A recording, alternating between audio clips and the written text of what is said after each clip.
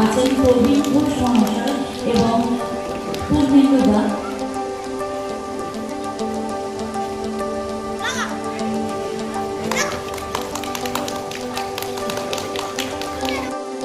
স্মরণ করবে অনুষ্ঠানে শুনতেই আর আমার ছাত্রদের প্রত্যেক বন্ধুদের বলবো, আমার এই সকল যে শিল্পী বন্ধুরা মঞ্চে আছেন তাদের অগ্নি জ্বালাতে বজ্র শিখার দহনে মিলন রাত্রি প্রবাহে আধার হলো দেখে ডাকতে ছিল শ্যামল দুটি গাই শ্যামনে ব্যস্ত ব্যাকুল পদে কুটির হতে প্রস্ত এলো তার আকাশ পানে হামি জীবন ভুল শুনলে পারে মেঘের গুরু গুরু কালো দাসে যতই কালো হোক দেখতে তার কালো হোক একদম নতুন ভাবে উদযাপন নয়, এটা আমরা প্রত্যেক বছর করি, বিভিন্ন জায়গায় ঘুরে ঘুরে হয়। যেহেতু এবছর এই অডিটোরিয়ামটা স্বয়ং সম্পূর্ণ হয়েছে, শীতাতপ নিয়ন্ত্রিত হয়েছে, তাই এবছর আমরা এই অনুষ্ঠানটা আমরা বিদ্যাসাগর সংস্কৃতি সদনেই করছি। কি কি অনুষ্ঠানের মাধ্যমে আজকে এই সন্ধ্যাটা উদযাপন করছে? এখানে বিভিন্ন নৃত্য গোষ্ঠী, তারা নৃত্য মানে সবই এই এলাকার, প্রথমে বলে রাখি, নৃত্য গোষ্ঠী তারা নৃত্য পরিবেশন করছে, যারা বিভিন্ন সঙ্গীত সংস্থা তারা সঙ্গীত পরিবেশন করছে, আবৃত্তি বা বাচিক সংস্থা তারা আবৃত্তি বা বাচিক উপস্থাপনা করছে, সবটাই রবীন্দ্রনাথ ঠাকুরের সৃষ্টির ওপর। এবং এখানে এই সমস্ত অনুষ্ঠানটা সমস্ত এই এলাকার বিভিন্ন যারা এই সংস্কৃতির সঙ্গে যুক্ত মানুষজন সকলের উপস্থিতির মধ্যে দিয়ে সার্থক একটি স্বেচ্ছাসেবী সংগঠন, তার সঙ্গে চণ্ডীতলা প্রকৃতি যৌথভাবে অনুষ্ঠানটা আমরা এবছর বিদ্যাসাগর সংস্কৃতি সদনে অনুষ্ঠিত করছি আজ 25শে বৈশাখ কবি প্রণামের দিনে।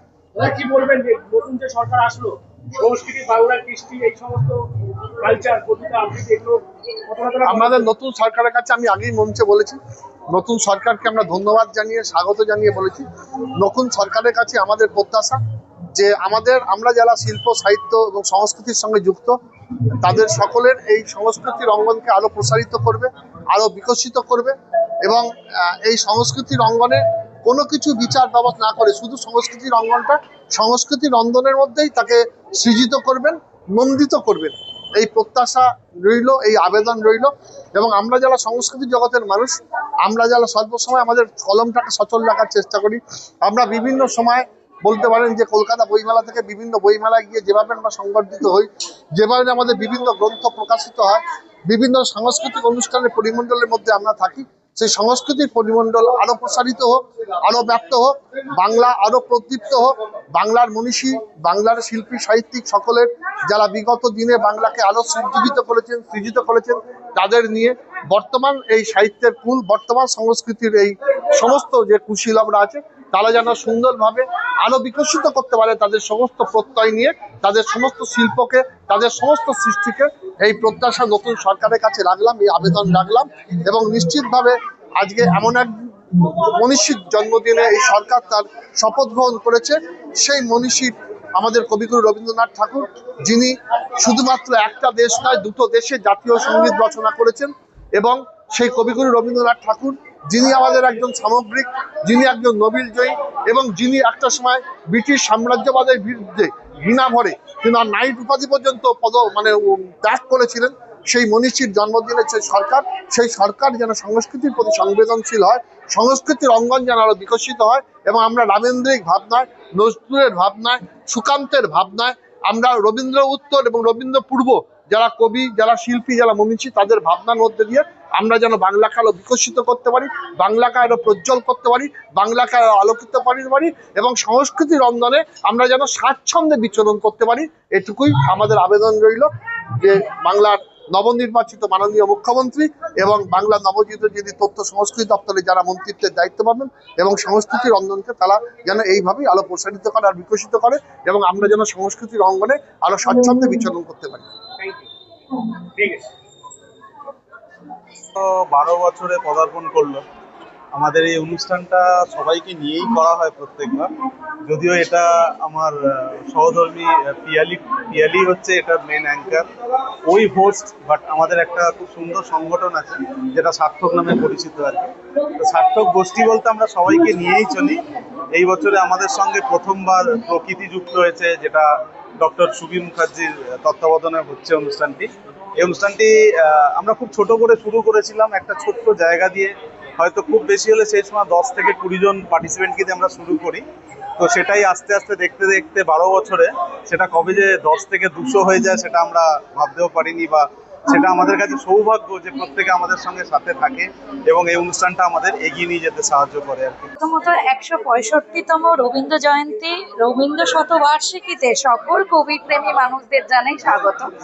আর আমার সার্থকের এটা 12 বছর, চণ্ডীতলা প্রকৃতির এটা প্রথম বছর আমাদের সাথে হাতে হাত মেলানো। ধন্যবাদ জানাই ডক্টর সুবীর মুখার্জি মহাশয়কে। তবে একটা কথা একদমই ডিলিট করবেন না, যেই কথাটা, আজকের এই দিনটাতে কোনো রং মেশাবেন না কেউ, কারণ কবিগুরুর কিন্তু বসন্তর রঙে রাঙানো। আর আমি সব রঙের মানুষদের স্বাগত জানাচ্ছি আমার এই সার্থকের পরিবারে, কারণ এই অনুষ্ঠানটা কোনো রঙিন, কোনো নির্দিষ্ট রঙের নয়। হয়তো রাজনীতিবিদ উনি হতে পারেন, কিন্তু আমি সংস্কৃতি ভাবাপন্ন মানুষ বলে আজ উনি আমার সাথে আছেন। আমি সকল সংস্কৃতি ভাবাপন্ন মানুষদের স্বাগত জানাবো। আজ এই 12 বছরটা কিন্তু খুব কম সময় হয়নি, দীর্ঘ 12 বছরে আজ এই দিনটা আমি থেকে আমরা হয়ে গেছি গ্রুপটা, এবং আজ 200 জন এখানে অনুষ্ঠান করছে।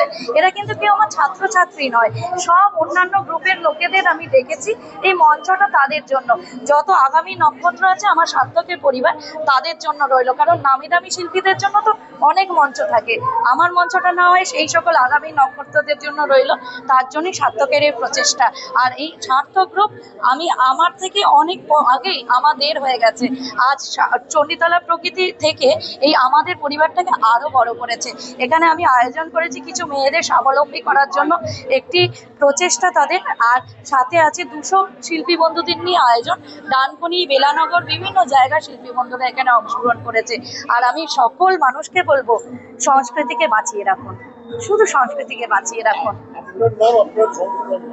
আমার নাম পিয়ালি কর এবং আমার সংস্থার নাম হচ্ছে সার্থক গ্রুপ।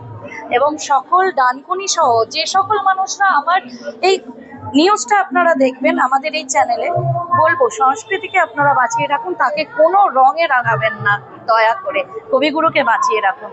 আমাদের সার্থক গোষ্ঠী বলতে গেলে যেটা বোঝায় সেটা হচ্ছে কতগুলি সংস্কৃতি প্রিয় মানুষ।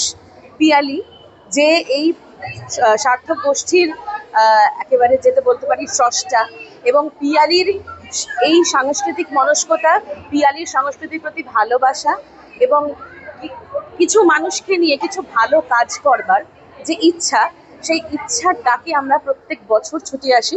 এবং এবছর আমাদের সার্থক গোষ্ঠীর 12 বছর রবীন্দ্র জয়ন্তী উদযাপন। খুব ছোট করে শুরু হয়েছিল অনুষ্ঠানটি, কিন্তু এখন সেটা বিশাল রূপ ধারণ করেছে। এবং এবছর আমাদের বাড়তি পাওনা হচ্ছে প্রকৃতি, চণ্ডীতলা প্রকৃতি আমাদের সঙ্গে একদম একসঙ্গে আমরা হাতে হাত রেখে আমরা একসাথে সংস্কৃতি চর্চা করছি।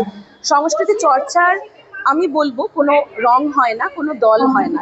সংস্কৃতি প্রিয় মানুষ যে কোনো কেউই এতে অংশগ্রহণ করতে পারে।